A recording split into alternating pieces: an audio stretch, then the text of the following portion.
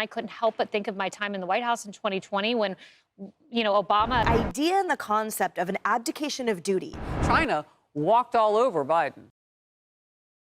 Let's hop into a Fox News panel as they try to cover this tariff retreat as some sort of a victory with China. So as always, if you can, leave us a like on the video. It gives us a big boost in the algorithm, so we really appreciate those who do. And let's get right to the discussion. The deal cuts reciprocal tariffs, again, by 115%. And China will reduce pressure on U.S. products from 125% down to 10%.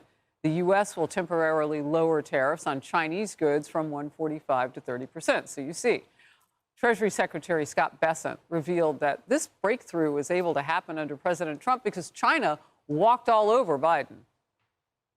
In January 2020, President Trump produced a template. We had an excellent trade agreement with China, and the Biden administration chose not to enforce it.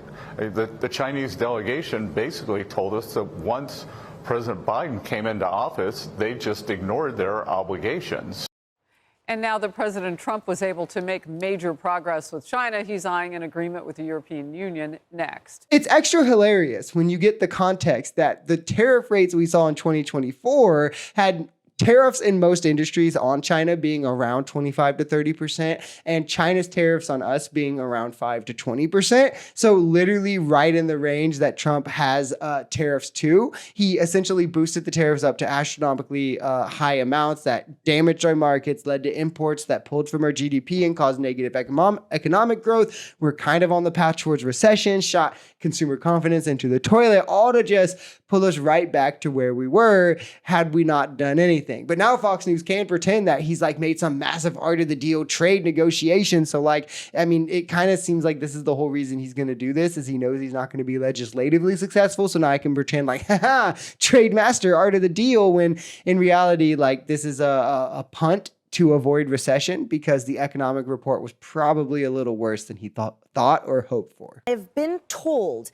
that under the prior administration, our obligations were ignored. And I can't skip over that, because the idea and the concept of an abdication of duty is something that somehow the left pushed a narrative for us that it was somehow tolerable.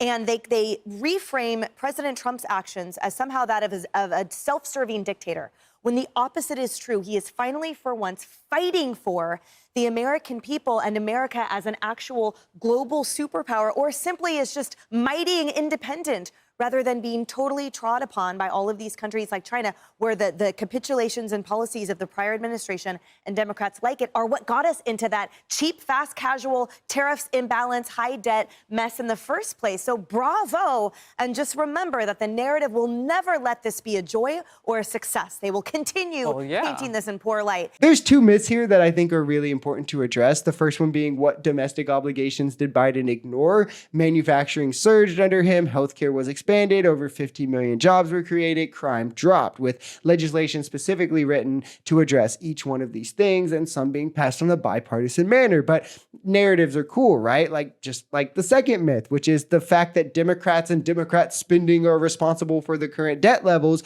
when the data is pretty clear, and we have extensive data on this, that the biggest cause of our debt is Republicans slashing revenue on expensive tax cuts that have hindered it from keeping up with the spending. And in fact, without the Bush and the Trump tax cuts, revenue would keep up with all the additional spending that has been signed in law, including during COVID, meaning the debt would not have increased, meaning we would have stayed on track to pay it off by 2009 or 2010, like Bill Clinton had us when he left office. When Scott Bessent was announcing this on the world stage, he also talked about this helps to bring on critical supplies. And I couldn't help but think of my time in the White House in 2020 when Obama left the cupboards bare, as Trump kept saying, with N95 respirators and all the COVID supplies we needed. They've put an eye towards shoring that supply line up. And Scott Bessent should be praised. President Trump said, maybe we bring these tariffs to 80%, but I leave it up to Scott B. Well done, Scott B. This is a big breakthrough with President Trump at the top. A big break for the Trump administration, seemingly at this point, is him cleaning up a mess that he created voluntarily, that he could have just not done. I wish there was a standard that we could hold the likes of Fox News to, who just uses the largest news platform in America to spread nothing but lies. I mean, the idea that anyone could pretend that what the Trump economy has done the last 30 days is worth returning back to just what we were at before the tariffs makes the tariffs worth it or something. Like, it's insane and it should be journalistically disqualifying. But when you've already lost the largest defamation lawsuit in American history for the lies you told in the name and the support of the president, I guess anything goes at this point, right?